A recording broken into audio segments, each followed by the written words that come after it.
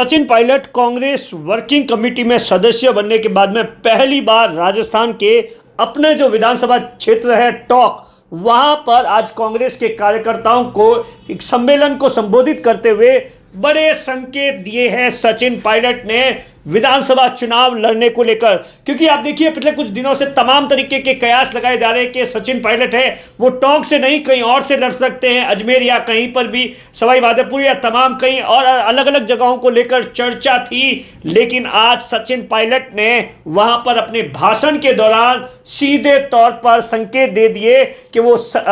आगामी विधानसभा चुनाव है वो टोंक से लड़ेंगे और यहां तक ऐलान कर दिया कि पिछली बार मैं जितनी 54,000 वोटों से जीता था, इस बार इससे भी ज्यादा वोटों से यहां से कांग्रेस का प्रत्याशी है वो जीतेगा। क्योंकि मंच पर खुले तौर पर जो कांग्रेस के बड़े नेता है वो सीधे तौर पर यह ऐलान कर रहे थे कि सचिन पायलट यहीं से चुनाव लड़ेंगे। और उसके बाद सचिन पायलट में आज पुराना जोश देखने को मिला, जो कि आप देखिए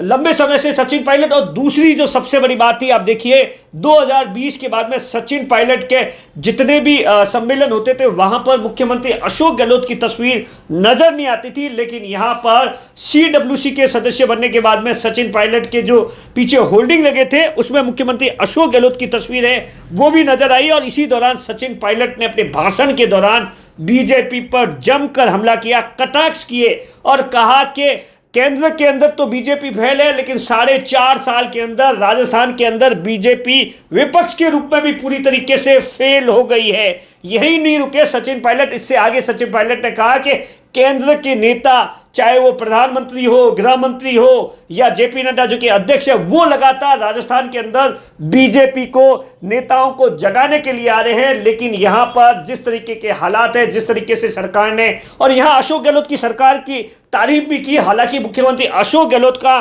कहीं पर भी नाम नहीं लिया और सीधे तौर पर इस बात को लेकर कहा। अब देखिए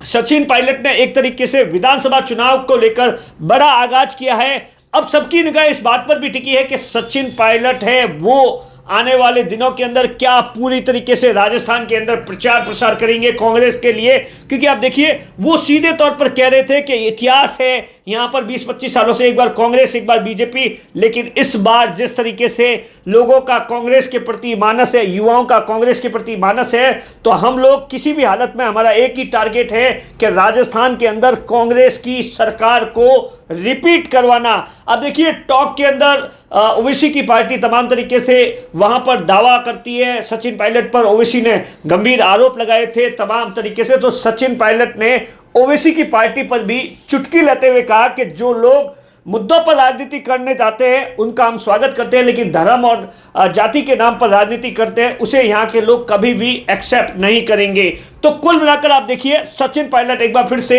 कांग्रेस वर्किंग कमेटी में सदस्य बनने के बाद में पूरी तरीके से एक्टिव हो गए हैं। आज जो उनका भाषण था वो पुराना अंदाज था जैसे वो विधानसभा चुनाव में दिया करते थे। तो ऐसे में एक नई चर्चा भी शुरू हो गई है कि सचिन पायलट है वो आने वाले दिनों के अंदर क्या कुछ करते हैं इन तमाम चीजों को लेकर। बीजेपी को पिछले कई हफ्तों महीनों से दिल्ली के नेता आते हैं और हिला हिला के जगाने की कोशिश करते हैं, लेकिन हमने देख लिया कि राजस्थान में भाजपा की पार पड़ने वाली नहीं। ज्यादा अब चुनाव आ गए हैं तो छोटी मोटी पार्टियां भी यहाँ पर अपना हाथ पैर मारने की कोशिश कर सकती हैं। लोग धर्म के नाम पर, मजहब के नाम पर, जाति के नाम पर, गोत्रों के नाम पर, बिरादरी के नाम पर, मंदिर के नाम पर, मस्जिद के नाम पर अगर राजनीति कर रहे हो तो आप जनता का भला नहीं कर रहे हो। तो घूमने प्रतिस्पर्धा रखी है लेकिन कभी ओछे शब्दों का प्रयोग नहीं किया। मेरे विरोधियों का, मेरे आलोचकों का मैंने हमेशा मान सम्मान करके सामना किया, लेकिन हमारे मान सम्मान को कोई कमजोरी ना समझे। आप यहाँ जो भाजपा के और अभी शाह साहब ने यहाँ पे घोषणा कर दी मेरे चुनाव लड़ने की, लेकिन हमारी पार्टी में प्रक्रिया है ना। मुझे दायित्व दिया हिमाचल प्रदेश का, हम लोगों ने वहां जाके काम किया, वहां पे डबल इंजन सरकार थी, एक इंजन तो सीज हो गया शिमला में। फिर यहाँ पे हमने काम किया कर्नाटक के अंदर सबने मिलकर, वहां पर भी डबल इंजन सरकार थी, वहां पे दूसरा इंजन फेल हो गया बेंगलुरु। भारतीय जनता पार्टी केंद्र में तो सरकार में और राजस्थान में विपक्ष में, ये वो दल है जो केंद्र में तो सत्ता में फेल हो गया और राजस्थान में विपक्ष में फेल हो गया। बीजेपी को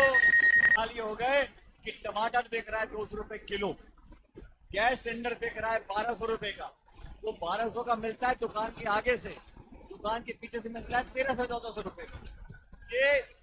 काला बाजारी करने वाले लोग, जमाखोरी करने वाले लोग, चंद लोगों में पूरे देश की संपत्ति और ताकत देने वाले व्यक्ति को लेकर आओगे, इसका बोरिया बिस्तरा बंद करना यहाँ से विदा करना पड़ेगा।